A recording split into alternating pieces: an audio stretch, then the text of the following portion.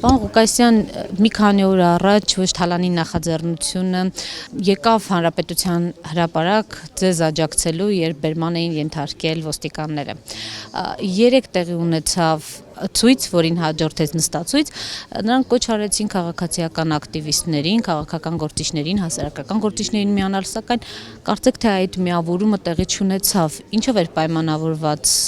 Մենք տարածել էինք հայտարարություն, որում նշել էինք, որ հարգում ենք ոչ թալանին նախաձեռնության որոշումը ինքնուրույն անցկացնել այդ օրվա բողոքի ակցիան եւ ողջունել ենք բոլոր այն քաղաքացիներին, ով որ միացել էր այդ պայքարի նոր ալիքին։ Մենք նույնպես մասնակցել ենք այդ օրը որպես շարքային բողոքի ակցիայի մասնակիցներ այդ բողոքի ակցիային ոտքի Հայաստան խորհրդի 2 անդամ բերման ենթարկվեց, իթիվս մյուս բերման ենթարկված քաղաքացիների եւս մի շարք շարժման մասնակիցներ եղան բերման ենթարկվածների թվում։ Այսինքն այն օժանդակությունը, որը որ ոտքի Հայաստանը նման ձևաչափով կարող էր կատարել, մենք կատարեցինք։ Ինչ վերաբերվում է միավորման, ոչ թալանի նախաձեռնությունը ի սկզբանե միավորման տակ երևի հասկանում էր հենց այդ, երբ գալիս ես եւ իր նախաձեռնությամբ, իր ղեկավարման ներքո մասնակցում ես բողոքի ակցիային, տեսանք, որ այն բանավեճը, որ կար այս 2 ամսվա ընթացքում Բաղրամյան պողոտան որպես բողոքի վայր սպառել է իրեն թե ոչ, պատասխանը եղավ այսօր առավոտյան, որ սպառել է։ Բոլորս զգացինք իմ կարծիքով, որ նորից կրկնվեցին նույն բոլոր այն իրավիճակները, որոնք որ եղել էին հունիսի 22-ի Դարձյալ բերման ենթարկվածներ, հետո նույնիսկ որ այնտեղ հայտնվեցինք, ոնց որ դեժավյու նորից եղավ, նորից ապրել, նորից երգել, նույն կարգախոսները, կարծես թե ոչ մի բան չի փոխվել, բայց իրականում կյանքը առաջ էր գնացել այս 2 ամսվա ընթացքում եւ տեսանք քաղաքացիների արձագանքը, որ իրենք 1-2 ժամում թողեցին Բաղրամյան պողոտան եւ առավոտվա դրությամբ, նույնիսկ ժամը 12-ի դրությամբ կարելի է ասել, արդեն մնացել էին միայն քաղաքացիական ակտիվիստները, այսինքն հենց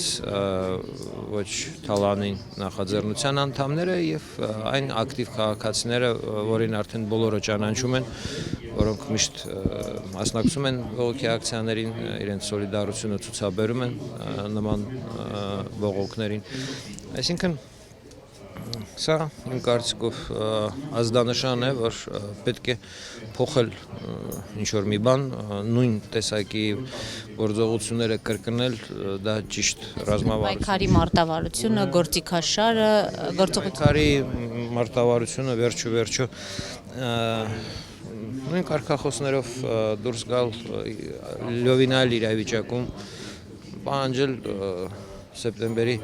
11-ին չեղարկում անհնար է, որովհետև համապատասխան իրավական ակտը մտել է իրավական ուժի մեջ, չեղարկում ակտուալ էր պահանջել մինչև օգոստոսի 1-ը,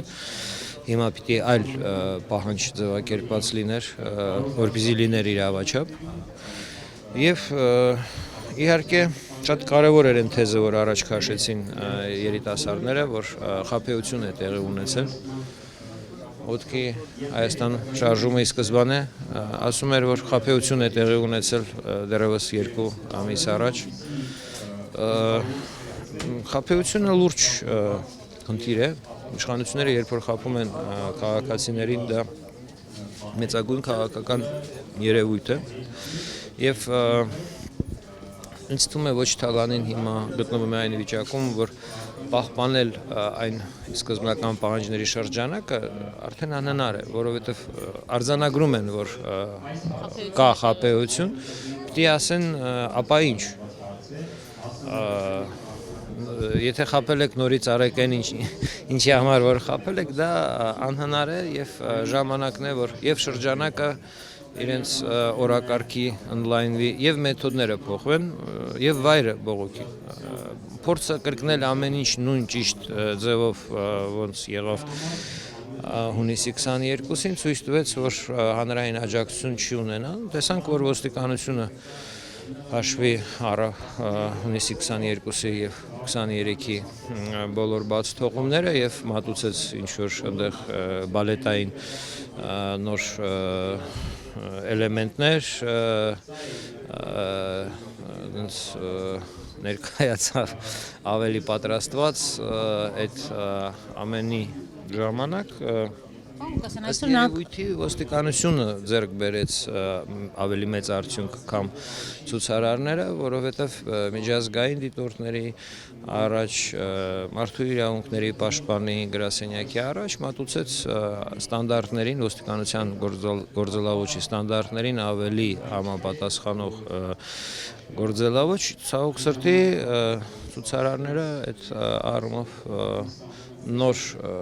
վիճակ, նոր դրություն չցուցաբերեցին եւ եթե այդպես գնահատել այդ հարթության մեջ իհարկե դա երկրորդական հարթություն է, թե ոչ ոնց գործեց ոստիկանությունը, ոնց գործեցին ցուցարարները, այդ համեմատությունը ոստիկանությունը ավելի պատրաստված էր եւ հասկանալի էր, ոստիկանությունը ուներ հստակ պատկերացում, քանի որ նման իրավիճակ արդեն մի անգամ եղել էր, ինչպես գործել, ոնց անել եւ իրենք երևաց, որ նախկին սխալները չկրկնեցին մեծ մասամբ։ Այսօր արդեն անհնազանդությունից են խոսում եւ հնարավոր է հենց անհնազանդության ակցիաներ տեղի ունենան։ Դուք կմիանաք արդյոք այս ակցիաներին, թե դարձյալ օրակարգը ընդլայնված չէ եւ պահանջները, ինչպես նշեցիք։ Տարօրինակ է ձեր հարցը 48 օր ոտքի Հայաստանը կենտրոն հրապարակի Հանրապետության հրապարակում առաջ է քաշել կարգախոսներ արտահերթ նախագահական ընտրություններ, ժողովրդի վստահության կառավարություն Այս օրակարգը ոչ Թալանին առաջ բերի։ Եվ նշում է, որ դրան հասնելու ձևը քաղաքացիական անհնազանդությունն է, կառավարության շենքի շրջափակումն է եւ այդ գործողությունների միջոցով ազդեցիկ վիճակ ստեղծել, ազդեցիկ գործիքներ օգտագործել, որպեսզի իսկապես հասնել ժողովրդի համար կարևոր արդյունքների։ Իսկ այսօր 7 դրամ սակագնի բարձրացում, միջեցում կամ ինչ-որ մի այլ հարց կամ այդ ընդհանրապես կոնցեպտը, որ ահա թե բարի թագավոր Սերժ Սարգսյանն է, իսկ մենք այստեղ խապված քաղաքացիները ինչ-որ բաներ ենք խնդրում, այդ ամբողջը արդեն հանրությանը հետաքրքիր չի։ Եվ այդ տեսակ նախաձեռնությունները քաղաքացիական, որոնք որ փորձելու են այդ դաշտում ինչ-որ բան որսալ, իրենք դատապարտված են լինելու անհաջողության, ինչպես որ տեսանք այս վերջի իրադարձությունները ցույց տվեցին, դա ինձ թվում է նախազգուշացում է բոլոր նրանց, ովքեր որ հələ դեռ այդ դաշտում ինչ-որ բան են որոնում։ Ինչ վերաբերում է կմիանանք մենք, իհարկե նման ակցիաներին ոնց որ երեք մենք միացանք Սոլիդարությունից, դուք նշեցիք, որ ի սկզբանե ոչ Թալանին սեպտեմբերի 1-ին միացել էր հրապարակում, եւ սոլիդարությունը ցուցաբերել էր, թեպետ չնշեցիք, որ դրանից առաջ մենք մեր գործողություններով մեր սոլիդարությունը ցուցաբերել էինք իրենց եւ ոստիկանության ուժերը տրոհեցինք, զգալի բարդույթ ստեղծեցինք, որտեղ երկրորդ օջախը ստեղծեցինք այդ օրը դիմադրության, ինչը եւապես կտրուկ փոխեց իշխանությունների դրությունը։ Պետք է գործել ռեալ քայլերով, ազդեցիկ քայլերով, հստակ հասկանալով խնդիրը եւ մարդկանց բացատրելով խնդիրը։ Այսօր իմ կարծիքով խնդիրը ձևավորվում է եւ այսօրվա հավաքը այստեղ ժողովը նույնպես վկայում է, որ քաղաքական ուժերը նույնպես ակտիվանում են։ Արտահերթ նախագահական ընտրություններ, ժողովրդի վստահության կառավարության ձևավորում, դա այն քաղաքական օրակարգն է, որը որ այսօր ունի սոցիալական պահանջարկ։ Պարոն Ղուկասյան, ի սկզբանե, երբ ոչ Թալանին սկսել էր իր առաջին քայլերը, խոսվում էր տեքստերի բացակայության, գործողությունների անհստակության, տեղում որոշումներ կայացնելու խնդիրների մասին։ Ոտքի Հայաստանը առաջարկեց տեքստեր, գործողությունների ծրագիր, մոբիլիզացիա տեղի չունեցավ։ Ինչն էր ձեզ պատճառը։ Մեծ բոյկոտ կար քաղաքական եւ հասարակական ուժերի կողմից, ի սկզբանե նոր սուբյեկտի այդ գալը քաղաքական նախաձեռնությամբ Հայաստանում որպես կանոն քեզ դիմավորում են շատ վատ եւ ինչքանով դու ավելի շիտակ ես, ավելի հաջող ես, ավելի հասկանալի ես եւ կոնկրետ ես, այդքանով եւ շուրջդ ավելի մեծ այսպես դիստանցիա է առաջանում, դառնում ես բոլորի աչքի գրողը, այսպես ասած, մենք հասկանում էինք, որ այդ этапը պիտի ատամները, այսպես ասած, փակ սեղմած անցնենք 48-49 օր նստածույցի այդ ընթացքը, բողոքի ակցիայի ընթացքը հնարավորությունը թույլ տվեց, որ սկսեցին համակերպել մեր քաղաքացիական շարժման այդ նախաձեռնության հետ եւ այսօր ոնց որ այդ խնդիրը չկա, սկսել են մեզ այդ ավելի համագործակցելու ոնց որ առաջ, իսկ ի սկզբանե իհարկե շատ բարդ է լինում քաղաքական դաշտ մտնելու, որովհետեւ դա շատ մրցակցային տիրույթ է։